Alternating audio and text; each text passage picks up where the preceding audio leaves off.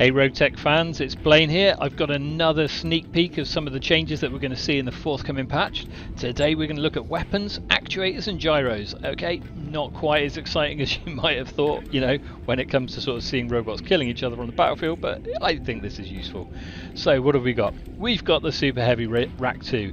This has changed. It now has a lowered 2 recoil per 3 shots instead of 2 per shot. The jam for each additional 3 shots has been lowered to +8 from the +10, and knockdown has changed from 10% per 3 to a 15% base, but now only +5% for each extra 3 shots instead of the +10 that we previously saw.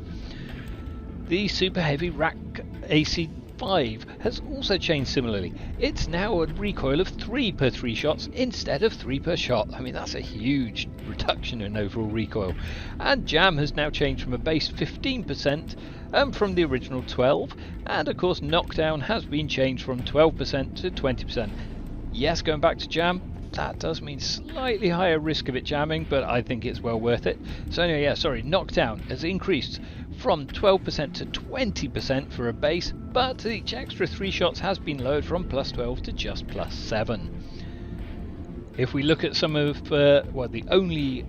this gun, the helical railgun, was kind of notorious from this past season. It was lethal. It did 750 damage, plus or minus 250. Yes, that's right, it could have done 1,000 damage from a single shot. This has been completely revisited and revised.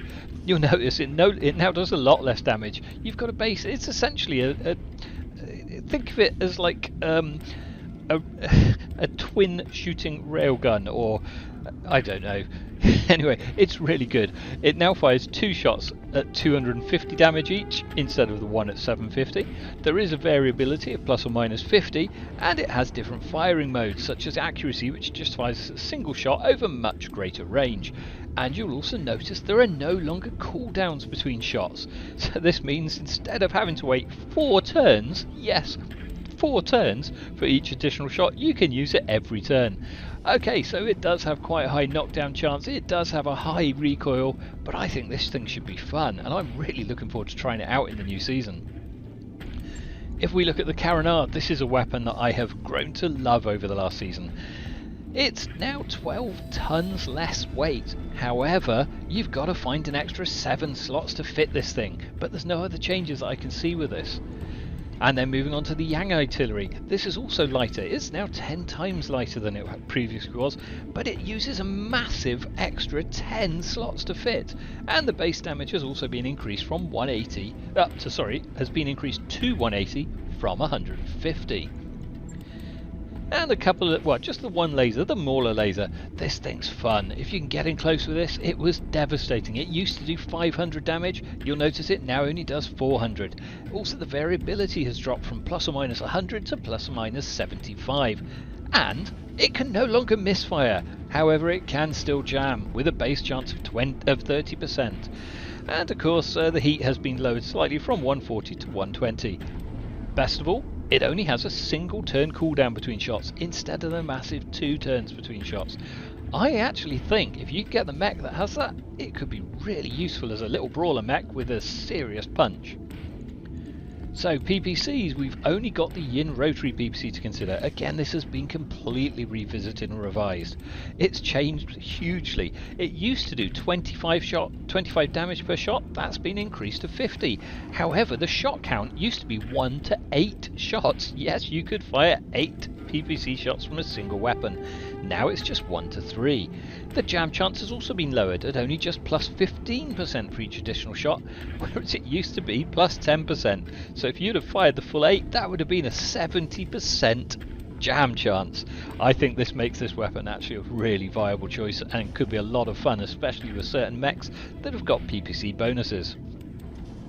And then we've also got the rotary LRM. This is another weapon that's been completely revised. It now uses 1 fewer slot, and it's so much better than it used to be. Gone is the 50% misfire chance at 60 shots, and instead we've got a 25% jam chance. Whereas at 40 shots, jam chance has been lowered from 25% to just 15%.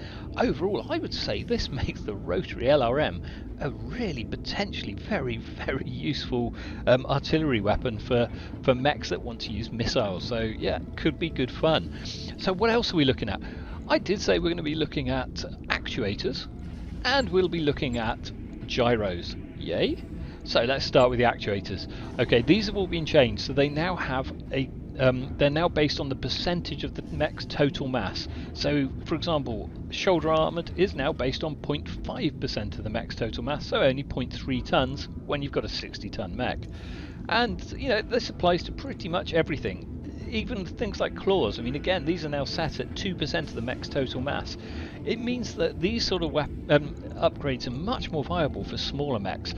Previously, it used to be quite hard to fit them because they still had quite a high percentage of the total available tonnage, so yeah, much easier to use.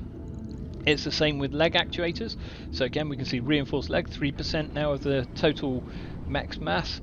DFA is now 0.5%, and this DFA self-damage 1%. So you can see much easier to fit them to the mechs and a much better system.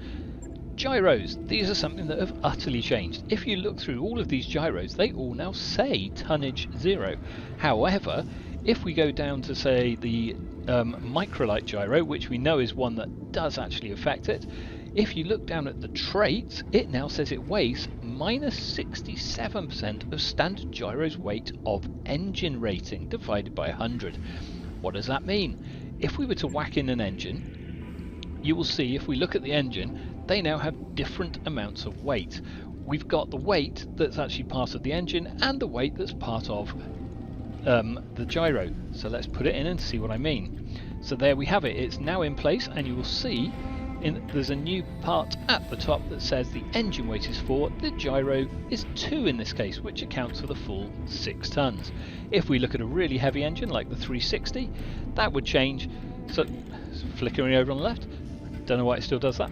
Anyway, that will now change, so the engine weight is 33 and the gyro weight is 4 for your 37. So all we'll be affecting by putting in a gyro is that figure of gyro weight of 4 in this case.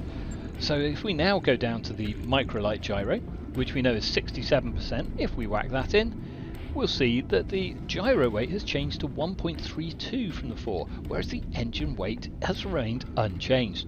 This basically prevents the situation that we used to have, where gyros essentially, they didn't just reduce weight, they actually added carry weight to the mech. That's right, some of the old gyros like the microlight and the XXL, they could actually be negative weight gyros, so they would, instead of actually reducing something, they'd actually allow you to maybe fit an extra 2 or 3 tons to your mech. I mean, the Gyro XXL is the biggest, that does 75% reduction, whereas now all it does, it reduces it from 4 to 1 for the gyro weight. So I think it makes a lot more sense. The other thing that you'll find this does, it actually goes and means that some of the heavier gyros are much easier to fit, and I think have more potential for use. Whereas, of course, we no longer will see a lot of the essentially exploitative light gyros that would have given us so much free weight.